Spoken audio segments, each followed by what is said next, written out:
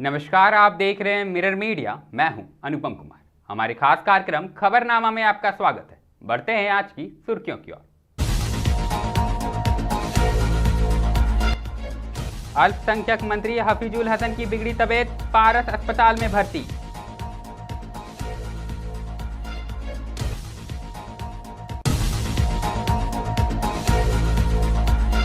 धनबाद में डायरिया का प्रकोप, अब तक दर्जनों मरीज पीड़ित, एसएनएमसीएच में बनाया गया अलग वार्ड।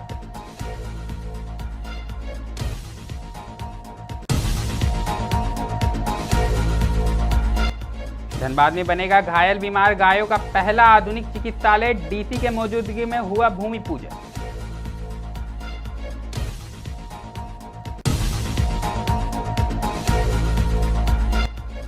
शराब दुकान में एमआरपी से अधिक पैसे न देना ग्राहक को पड़ा भारी, सेल्समैन पर बोतल फेंक कर मारने के आरोप।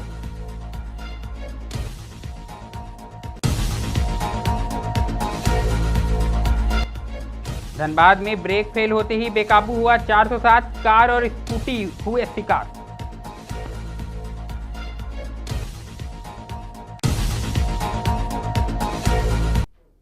अब खबरें विस्तार से।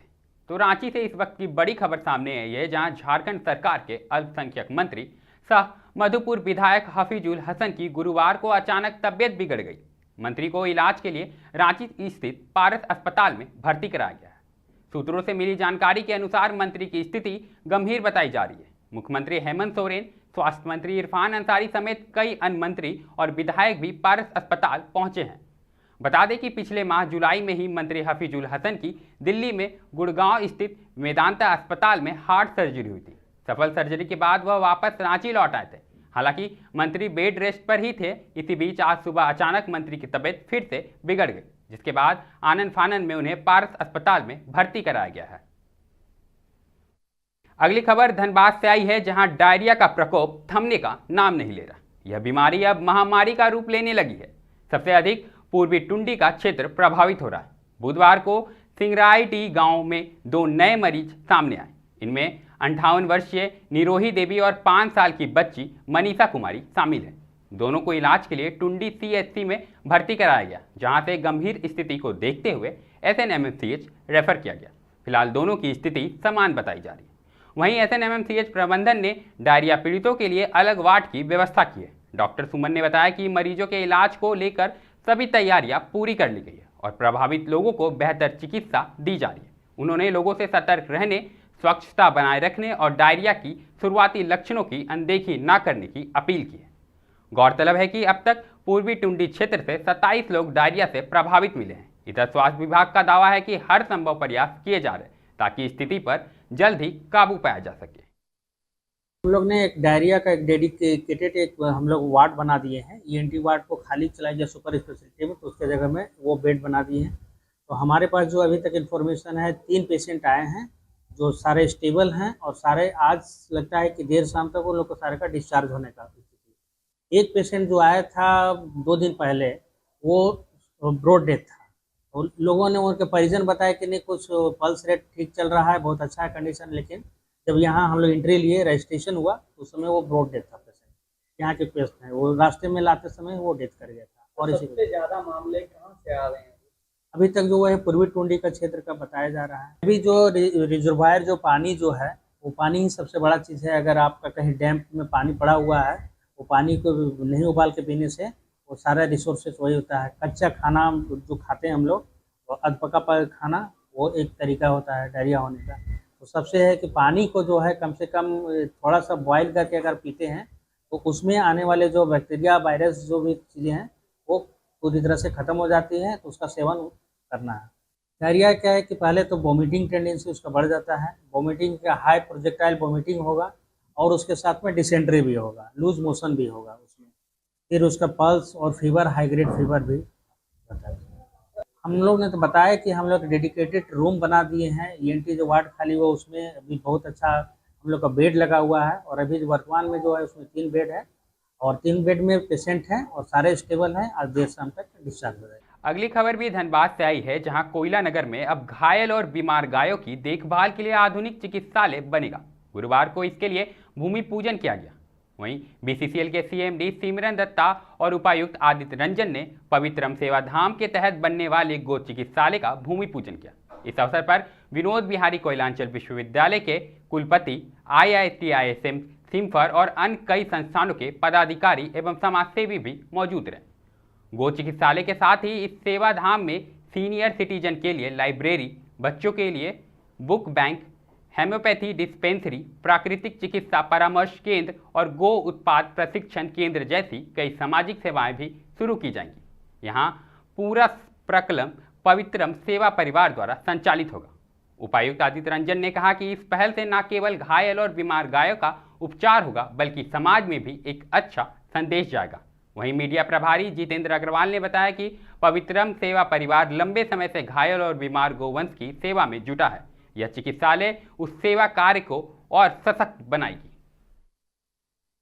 देखिए, धनबाद में हम लोग प्रेसिडेंट प्रोग्राम के दौरान भी देखे कि कैटल का बहुत इश्यू है, स्ट्रे कैटल का, और लगातार हम लोग कोशिश भी कर रहे हैं नगर निगम के माध्यम से कुछ उसका समाधान निकालें। उस कड़ी में देखा जाए तो एक्सीडेंट्स भी हो जाते हैं, कई बार गाय को क्षति भी हो जाती है। तो अच्छा है, बहुत अच्छी संस्था है जो इस पर काम कर रही है। हमारा अपना मशीनरी भी है, किंतु जो सेवा भाव से ऐसे ऑर्गेनाइजेशंस काम कर सकते हैं, जो सेवा भाव से सरकारी तंत्र नहीं करता है, तो बहुत अच्छी पहल है इनकी, और इसमें कैसी भी मदद होगी हम लोग कोशिश करेंगे ताकि रोड एक्सीडेंट्स भी कम हो और गौ माता को भी जो हाँ, बीसीसीएल के द्वारा पवित्रम सेवा परिवार को यह जमीन सेवा कार्यों हेतु दी गई है, जिसमें मुख्यतः हम लोग घायल गायें जो सड़कों पर एक्सीडेंट हो रही है उनकी चिकित्सा का कार्य, और उसके साथ ही गायों पर रिसर्च का कार्य कि गोबर से, गौमूत्र से विभिन्न प्रकार की औषधियां, विभिन्न प्रकार की वस्तुएं समाज को बनानी सिखाई जाए, समाज को उपयोग करनी सिखाई जाए, समाज को गायों से जोड़ा जाए। गाय जो है वो एक समग्र सृष्टि की माँ है, गाय एक संपूर्ण अर्थव्यवस्था का केंद्र है। उस अर्थव्यवस्था के केंद्र को पुनः पुनः पुनः समाज के बीच में वापस लाना है। जो आर्थिक रीढ़ हमारी हुआ करती थी, हमने अर्थभोगी होने के कारण और स्वार्थपरता के कारण आज उसे सड़कों पर बिछुड़ने के लिए छोड़ दिया है, सड़कों पर डंडे खाने के लिए छोड़ दिया है। इस कारण आज हमारी समस्त संस्कृति भी विलीन हो रही है, हमारे घरों में भी वही माहौल बन रहा है, घरों में भी बुजुर्गों को छोड़ा जा रहा है। तो इस प्रकार पवित्रम सेवा परिवार लगा है, किस प्रकार गाय के माध्यम से वापस हमारी सभ्यता को खड़ा किया जाए। इसके साथ ही शिक्षा में कैसे संस्कारों का समावेश हो, वैदिक शिक्षा की ओर समाज कैसे लौटे, शिक्षा स्वावलंबी शिक्षा की तरफ समाज कैसे लौटे, उस पर भी हम लोग कार्य कर रहे हैं। और हमारा हर कार्यकर्ता पर्यावरण के नियमों का पालन कैसे करे, आडंबर से मुक्त हो, यानी हमारी पूर्ण वैदिक व्यवस्था पुनः पुनः पुनः स्थापित हो, इसके लिए हम प्रयास कर रहे हैं। अब रुख करेंगे बोकारो का। एक तरफ तो झारखंड में सरकार ने नई उत्पाद नीति लागू कर दी है और 1 सितंबर से निजी कंपनियों द्वारा दुकानों का संचालन भी शुरू कर दिया जाएगा। वहीं विगत 2 माह से विभाग खुद दुकान का नियंत्रण कर रहे थे और उसमें जो सेल्समैन थे नियोजन नीति के तहत बहाल किया गया था। इससे पूर्व पुराने एजेंसी को निलंबित कर उसके अधीन कार्य कर रहे सभी सेल्समैन को भी हटा दिए गए थे। विभाग के उद्देश्य थे ओवर रेटिंग और नकली शराब की बिक्री पर नियंत्रण, जिसके कारण सरकार को राजस्व की प्राप्ति हो सके। लेकिन इस कारोबार में अब जानलेवा झगड़े भी होने लगे हैं। मामला खुसरो बीडीओ ऑफिस के नजदीक सरकारी शराब दुकान की है, जहां ग्राहक से अधिक पैसे मांगने पर हुई बहस मारपीट में तब्दील हो गई। इसके बाद सेल्समैन ने ग्राहक पर बोतल से वार कर सर फोड़ दिया। घटना बुधवार रात करीब 9:30 बजे की है, जब शराब खरीदने पहुंचे कुछ युवकों से सेल्समैन ने तय दाम से अधिक पैसा मांगा। इसी बात पर बहस शुरू हुई और जल्द ही हाथापाई और खूनी झड़प में बदल गई। ग्राहक का आरोप है कि गुस्से में सेल्समैन ने शराब की बोतल उठाकर सिर पर मारा, जिससे युवक का माथा लहूलुहान हो गया और वह गंभीर रूप से घायल भी हो गया। घटना से आक्रोशित युवकों ने दुकान में तोड़फोड़ भी कर दी। देखते ही देखते पूरे बाजार में भीड़ उमड़ पड़ी और माहौल तनावपूर्ण बन गया। घायल युवक और सेल्समैन दोनों को इलाज के लिए अस्पताल भेजा गया है। वहीं सेल्समैन ने अपने ऊपर लगे आरोपों को निराधार बताया है। हुआ था 10 रुपये एक्स्ट्रा बोल रहा था, जो देख रहा था उससे 10 रुपये एक्स्ट्रा मांग रहा था। हम उसके लिए फाइट किए तो नहीं देंगे, तो घंटा पर निकाला। उसके बाद बोला तो जान से मार देंगे, पटक देंगे, ऐसे देंगे। लास्ट में बियर वाइन का बोतल हाथ तो मेरा मार के छोड़ा है। दुकानदार के द्वारा मारा गया? हाँ, अंदर से बोतल फेंक के मारा। वैसे मेरे पास वो जो ब्रांड मांग रहे थे वो ब्रांड नहीं था। जैसे ऐसा कुछ नहीं है। आप बोतल चला के मारे थे क्या? नहीं, ऐसा कुछ नहीं है। उन्होंने सिग्नेचर का हाफ मांगा। मैं बोला भैया हाफ नहीं है मेरे पास, सिग्नेचर का कोई ब्रांड नहीं है मेरे पास, आप 20 ले लो। क्या ऐसा कुछ नहीं है भैया, वो लोग नशे में थे और मैंने जो बोतल दिया उनको वही बोतल फेंक के मारे हैं मेरे को, जिससे उनको चोट लगी है।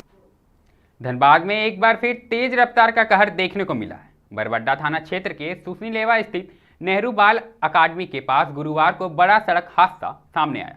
मैंगो मोड़ की ओर से आ रही एक 407 वाहन का अचानक ब्रेक फेल हो गया, जिसके बाद वह बेकाबू होकर एक कार और स्कूटी से टकरा गई। हादसे में कार डिवाइडर पर चढ़ गई, जबकि स्कूटी सवार गंभीर रूप से घायल हो गया। स्थानीय लोगों ने तत्परता दिखाते हुए घायल को नजदीकी नर्सिंग होम में भर्ती कराया। वहीं घटना की सूचना मिलते ही बरबड्डा थाना पुलिस मौके पर पहुंची और पूरे मामले की छानबीन में जुट गई है। वाहन को कब्जे में लेकर आगे की कार्रवाई जारी है। 7 का उजारा था अपना बाएं साइड से, ये बेचारा आ रहा था अपना, ये मार। तो ये गलती किसकी है? गलती 407 वाला का है। डिवाइडर पे चढ़ा दिया गाड़ी? ना, डिवाइडर में चढ़ गया अपने स्पीड से। कोई घायल है क्या इसमें? ना, घायल नहीं, कोई नहीं है। अभी कितने देर पहले? आधा घंटा पहले। हाँ, मेमको मोड़ है। कार में कितना लोग था? कार में एक ही आदमी है। क्या आदमी था? कहाँ गया वो? तो चोट लगा है क्या? ना, नहीं ना।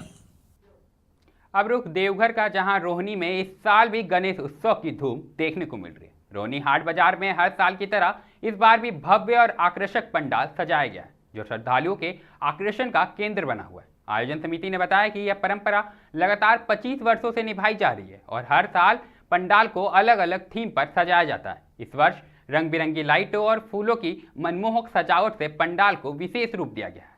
साथ ही सुरक्षा और श्रद्धालुओं की सुविधा को ध्यान में रखते हुए कई इंतजाम भी किए गए हैं। खबरनामा में अभी के लिए फिलहाल इतना ही। ऐसी तमाम खबरों से हम आपको अवगत कराते रहेंगे। देखते रहें मिरर मीडिया।